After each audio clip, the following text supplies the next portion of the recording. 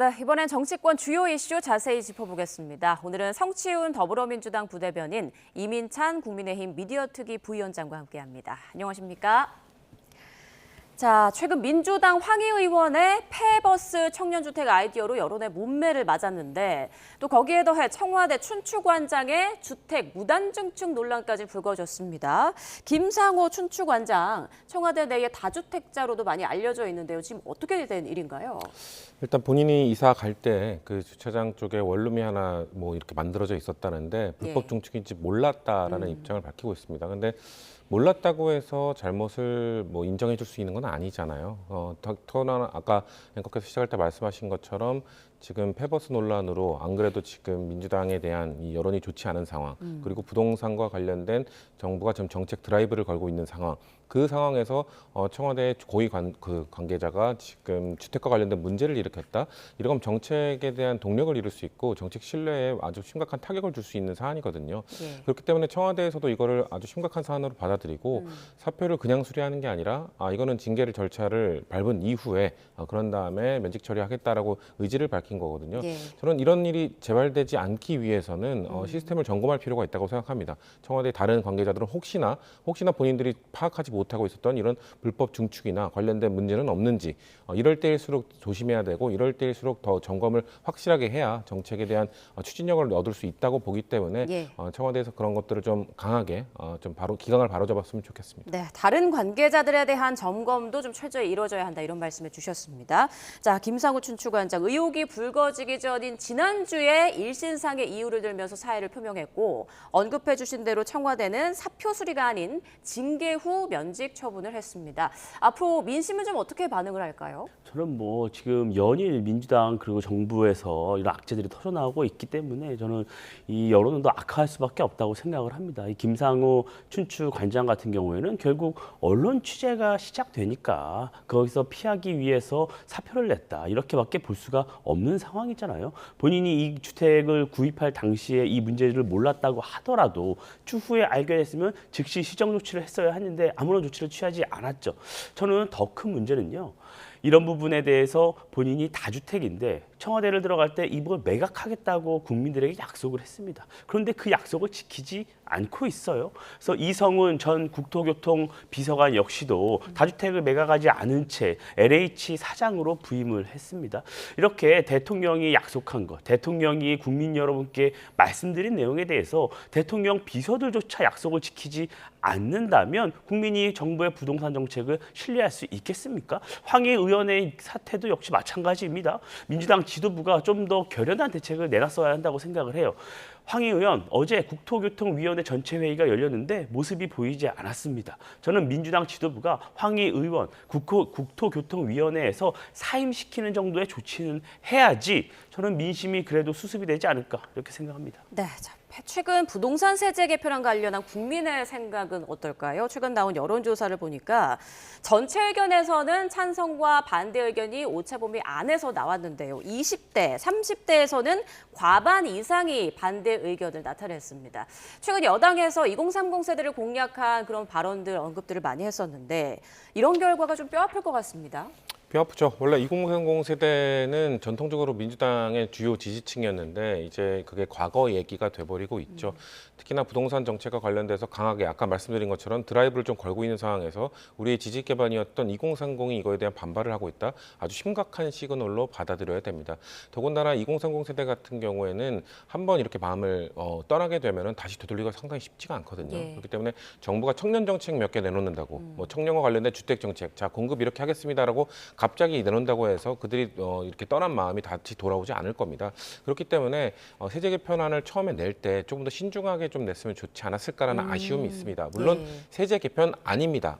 정부의 안을 내놓고 이제 국회에서 이걸 치열하게 토론할 텐데 당장 우리 당 안에서도 이거에 대한 반발 의견이 나왔잖아요. 그러니까 서울 국회의원들도 반발 의견이 나오고 다른 세제 개편안에 대해서도 반발 의견이 나오고 이런 것들을 봤을 때 정부가 고집을 부리지 않고 다양한 의견을 수렴한다는 이미지는 줄 수 있습니다만 국민들로 하여금 너무 오락가락하는 거 아니야? 자신감이 없는 것 아니야? 라는 이미지도 줄 수 있기 때문에 조금 더 이런 것들을 발표할 때 민심을 조금 더 청취하고 좀 녹아낸 다음에 좀 발표했으면 좋겠다는 아쉬움을 아니 드릴 수 없습니다. 말씀하신 대로 누더기 세제안이라는 지적도 쏟아졌는데요. 여기에 대해서 이재명 대통령이 어제 직접 입장을 밝혔죠. 정책은 진리와 다르다. 그러니까 다른 의견이 충분히 있을 수 있고 이거를 수정 보완하면 된다라는 그런 취지의 발언이었어요. 어떻게 들으셨습니까? 원론적으로 맞는 말씀이시죠. 근데 어제 그 말씀하시는 과정에서 웃으면서 농담 섞인 쪽으로 이 국무위원들과 대화를 하는 모습을 보면서 과연 이런 잘못된 정책으로 지금 시장이 겪고 있는 혼란, 국민들이 보고 있는 피해 이런 것들을 떠올리면 과연 그렇게 가볍게 이 사안을 다룰 문제인가 저는 그런 생각부터 좀 들었습니다. 이 정부 정책 하나가 이 시장에 미치는 영향, 국민들에게 미치는 영향 굉장히 심각합니다. 특히 이번 비거주 1주택자에게까지 과세를 강화한다는 그런 안을 내놨을 뿐인데 네. 벌써부터 많은 집주인들이 내가 들어가서 살겠다, 세입자들 나가달라 이런 요청이 쇄도하고 있다는 것 아니겠습니까? 전 월세 난민들은 어디로 가라는 얘기죠? 정부가 이런 것들을 발표하기 전에 충분히 이런 것들을 검토하고 다양한 의견을 수렴했어야 한다고 생각합니다. 정부가 이런 내용을 수정한다는 의지는 내비치고 있지만 이 정책에서 이념을 쏙 빼지 않는 이상 근본적인 대안을 나오기 쉽지 않아 보여요. 왜냐하면 어제 국토교통부 장관이 그 국회 상임위에 출석을 했는데요. 네. 정부 정책의 방향은 옳다. 이런 얘기를 했어요. 그리고 정책이 시장을 이길 수 있다. 이런 말씀을 했습니다. 이 말은 지금 시장에서 들려오는 여러 경고음에 대해서 온전히 수용하기보다는 정부 정책은 방향은 옳은데 일부 이 저항은 있을 수 있다. 우리는 밀고 나가겠다. 저는 이렇게 좀 들렸습니다. 소나기만 피하고 보자. 이런 식의 대책으로는 이 시장을 절대 이길 수 없다. 그것이 과거 정부 사례다라는 말씀 드리고 싶습니다. 네, 민주당에서는 이제 오늘 주택안정 TF 첫 회의를 연다고 하고 내일 의총에서도 세제 개편안 부동산 공급 방안에 대해서 논의할 예정이라고 하는데 뭔가 정부안과 다른 좀 획기적인 방안이 나올 수 있을지 또 수정될 여지가 있는지 그 부분이 궁금합니다. 일단 아까 말씀드린 것처럼 세제 개편안은 수정되는 과정이라고 저는 생각을 하고요. 예.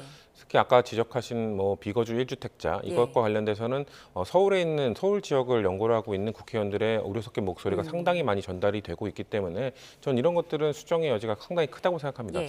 다만 하나 또 말씀해 주신 이 공급 대책과 관련돼서는 사실 획기적인 공급 대책이라는 게 당장 나오기가 쉽지가 않습니다. 예. 공급 대책이라는 게 정말 서울 지역 수도권 중심으로 국민들이 살고 싶은 지역은 한정되어 있는데 거기에 공간이 없잖아요. 공간이 없기 때문에 재개발 재건축만으로 이걸 문제를 해결할 수도 없고 그런 복합적인 문제가 있기 때문에 저는 공급 대책은 당 차원에서의 논의는 결국 국민들께 어떻게 신뢰를 드릴 수 있는가의 문제이기 때문에 아까 말씀드린 정책이 자꾸 바뀐다 이런 모습보다는 그래도 굳건하게 뭔가 지금 정부 정책을 당이 뒷받침해준다라는 그런 시그널을 줘야 된다고 보기 때문에 세제 개편하는 수정의 여지가 있지만 공급 대책과 관련돼서는 아마 정부의 이 추진하고 있는 그거에 뒷받침되는 목소리가 나오지 않을까라고 예상을 해봅니다. 네, 조만간 발표될 정부의 종합부동산 대책 국민 눈높이에 맞는 결과가 나올지 좀 두고 보도록 하겠습니다.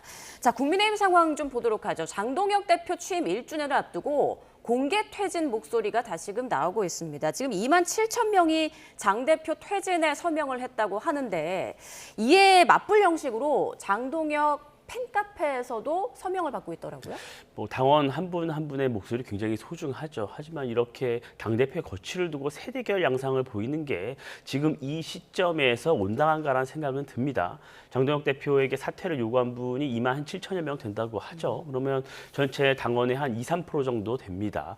그래서 이분들의 목소리 물론 소중하지만 일부가 당대표 퇴진을 주장한다고 해서 그 의견을 온전히 받아들인다면 앞으로 당대표가 누가 되더라도 당을 쉽게 운영할 수 있겠습니까? 저는 의견은 소중하지만 그 방식이나 그 내용을 쉽게 동의할 수 없다는 말씀 드리고 싶고요. 저는 그런 의견이 정말 대다수의 당원들에게 존재한다면 우리 당원 단계에 보면 당원 소환제가 있습니다. 당원 소환제는 책임 당원이 한 20% 정도가 서명을 하면 이루어질 수 있는 여러 요건들이 있어요. 저는 그런 당원 소환제 이런 것들을 추진하는 게 오히려 더 많은 국민들로부터 동의를 얻을 수 있지 않을까 생각합니다. 그런데 그 퇴진 축구단체에서 33명의 중진 또 현역 의원들에게 입장을 물었더니 한 명도 답을 안 했다고 하더라고요. 지금 국민의힘 내 분위기가 건가요? 그분들의 의견이 지금 전체 당의 소수 의견이라는 걸 방증 아니겠습니까? 만약에 그분들의 의견이 대다수의 의견이다라고 한다면 많은 국회의원들이 민심을 반영하는 국회의원들이 안 움직일 수 있겠습니까?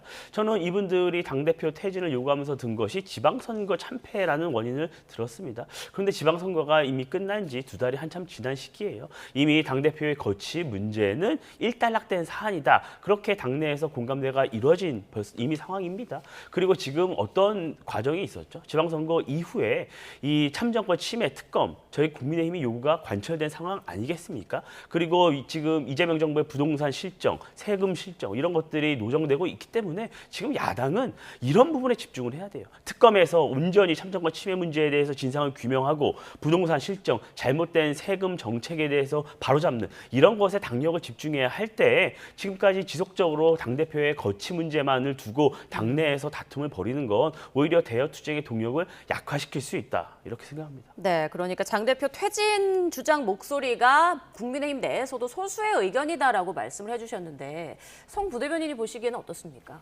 일단 장 대표의 사퇴는 물 건너간 것 같고요. 예. 정치는 뭐 숫자로 하는 게 아니기 때문에 몇만 명 뭐 그 숫자가 늘어난다고 해서 장동혁 대표가 사퇴할 일은 만무하겠죠. 사실 정치에서 더 중요한 건 타이밍인 것 같습니다. 장동혁 대표가 사실 지방선거 직후에 이후에 원래 사퇴를 했었어야 되는 타이밍이었다고 저는 보고 있습니다만 네.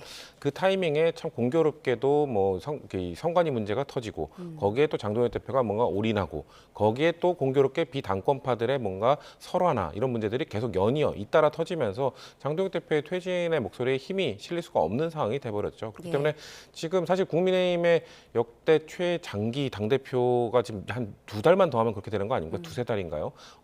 그렇기 때문에 장동혁 대표 입장에서는 아마 본인 입장에서도 최대한 지금 버틸 수 있는 충분한 상황이 여건이 마련됐다고 생각하기 때문에 아마도 버틸 거라고 봅니다. 민주당 입장에서는 글쎄요. 장동혁 대표가 계속 버티는 게 정치적으로는 그렇게 나쁘지 않은 상황이라고 저희는 보고 있습니다. 그렇군요. 자, 이번엔 민주당 전당대회 이야기로 넘어가겠습니다. 이제 닷새밖에 남지 않았습니다. 어제 호남 지역 온라인 투표가 시작됐고 오늘부터는 서울 경기 지역 권리당원 투표가 시작되는데 글쎄요. 최근 리얼미터에서 조사한 당대표 후보 지지도 조사 결과부터 좀 보도록 하죠. 전체 순위를 보면 김민석, 정청래, 송영길 후보 순으로 나타났습니다. 자, 그런데 호남과 서울을 떼서 한번 볼까요? 호남에서는 김민석 후보가 큰 폭으로 앞서는 걸로 나왔고 서울은 박빙 양상입니다. 이 결과 좀 어떻게 평가하세요? 지금 지표상으로 나타나는 것처럼 대세는 좀 많이 기운 것 같습니다. 예. 지금 관건은 호남과 수도권을 거치면서 과반 득표를 김민석 후보가 할 것인가 아닌가 정도가 될 것 같고요. 지금 만약에 과반 득표를 못한다 하더라도 3등으로 예상이 되는 송영길 후보의 2순위 표가 이제 선호투표제에 의해서 배정이 되는 거잖아요. 그런 걸로 봤을 때 지금까지는 송영길 후보의 지지자들은 대부분 2순위를 좀 더 많은 사람들은 김민석 후보를 2순위로 지지하고 있다는 게 나타났기 때문에 사실상 김민석 후보로의 흐름이 지금 사실상 굳혀져 가고 있다고 저희는 보고 있습니다. 국민의힘에서는 좀 누가 됐으면 좋겠다 내심 바라는 바가 있을 것 같은데 어떻습니까? 글쎄요, 이렇게 이재명 대통령을 좀 견제할 수 있는 인물이 여당 내에서도 나와야 한다고 생각을 합니다. 지금 이재명 대통령이 추진한 여러 정책에 대해서 방향이 잘못됐다는 목소리가 여당 내에서도 나오고 있어요. 그런데 그 부분에 대해서 만약에 김민석 후보가 된다면 그 노선이 더 강화되지 않겠습니까? 공소 취소 특검 또다시 재차 추진할 수밖에 없는 상황이 되지 않겠어요? 그렇다면 이재명 정부에 대해서 잘못된 정책에 대해 경고하지 못하는 그런 당대표가 나온다면 저는 국민이 더 불행해질 수 있다는 생각을 합니다. 여러 여론조사를 참고는 할 수 있겠지만 네. 호남에서 과연 그렇게 여론조사처럼 큰 표 차가 날까? 저는 이런 좀 의문이 있어요. 왜냐하면 지난 전당대회에서 정청래 후보가 당대표가 됐잖아요. 그때 호남에서 60% 이상 득표를 이미 한 경우가 있습니다. 그리고 정청래 후보가 수도권에서 강세를 보인 바가 있고 결국 30%의 여론조사도 반영이 됩니다. 그리고 정청래 후보가 강세를 보였던 대구, 경남, 경북 이런 지역에서는 가중치가 좀 있어요. 그렇기 때문에 저는 단순히 우리 예상대로 그렇게 쉽게 끝날 문제는 아니다라고 생각을 하고 물론 선호 투표제가 있기 때문에 예. 이 부분에 대해서는 이 김민석 후보가 유리하다 이런 얘기를 많이 하죠. 그런데 이런 상황에서 이 정청래 후보가 40% 후반대를 득표를 해서 패배한다. 그렇게 된다면 그 정청래 후보를 지지했던 분들 그리고 정청래 후보와 가까운 분들이 최고위원회에 다수 포진한다. 이렇게 될 경우에는 민주당 최고위가 지금과 같이 잡음이 지속되는 그런 상황이 될 수가 있어요. 그렇게 되면은 정부 여당이 최고위가 오히려 국민에게 또 우려를 끼칠 수 있는 그런 부분이 노정될 수 있어서 좀 걱정이 됩니다. 말씀해주신 대로 최고위원 싸움도 지금 아주 치열하더라고요. 특히 5순위에 누가 오를 것인가 이 그렇죠. 부분을 놓고 많이 관심을 두던데 당 안에서는 어떻게 보고 있습니까? 사실 당대표 선거보다 지금 이제 최고위원 선거 말씀하신 것처럼 5명이 이제 뽑혀서 올라가게 되는데 지금까지는 5등 안에 친청계 후보가 2명, 친명계 후보가 3명이 배치돼 있는데 5등과 6등의 김용 후보와 이성윤 후보의 표차가 그렇게 크지 않습니다. 그렇기 때문에 지금 나머지 남은 변수는 호남 유권자, 수도권 유권자 거기서 친청 지지자들의 전략 투표, 친명 지지자들의 전략 투표 이것이 어떻게 배치가 될 것인가에 문제가 있는 것 같은데요. 예. 친청 지지자들은 뭔가 열세가 되더라도 수석 최고위원을 만들어야 된다라는 또 의지도 갖고 있는 것 같고, 근데 6등에 있는 후보를 또 5등으로 끌어올리고 싶은 욕심도 있고 이런 것들이 근데 다 두 마리 토끼를 다 잡을 수는 없는 것이거든요. 그렇기 때문에 이런 것들이 어느 정도 전략적으로 배치될까가 관건이 될 것 같은데, 근데 문제는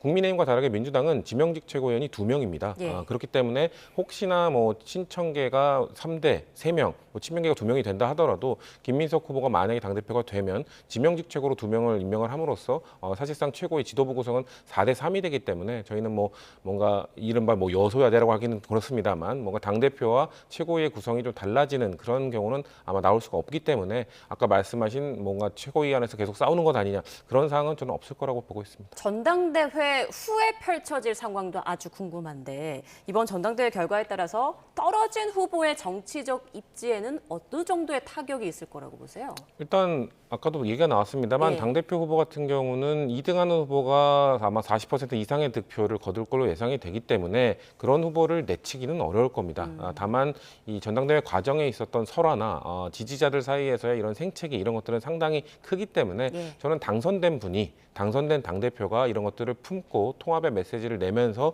좀 탕평 인사를 해 나가는 것이 필요하다, 절실하다라고 보고 있습니다. 네, 지금 민주당에서는 호남 대첩을 앞두고 후보들뿐 아니라 개파간 신경전도 거센 그런 상황인데요.